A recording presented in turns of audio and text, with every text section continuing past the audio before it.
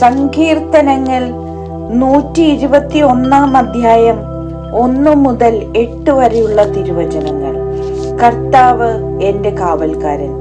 പർവ്വതങ്ങളിലേക്ക് ഞാൻ കണ്ണുകൾ ഉയർത്തുന്നു. എനിക്ക് സഹായം എവിടെ നിന്ന് വരും?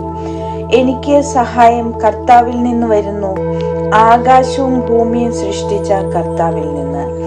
നിന്റെ കാൽ വഴുതുവാൻ അവിടുന്ന് സമ്മതിക്കുകയില്ല, നിന്നെ കാക്കുന്നവൻ ഉറക്കം തൂങ്ങുകയില്ല. ഇസ്രായേലിന്റെ പരിപാലകൻ മയങ്ങുകയില്ല, ഉറങ്ങുകയുമില്ല.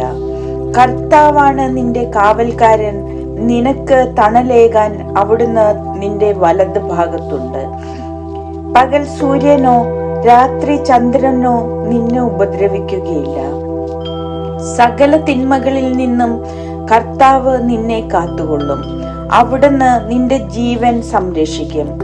കർത്താവ് നിന്റെ വ്യാപാരങ്ങളെ ഇന്നും എന്നേക്കും കാത്തുകൊള്ളും.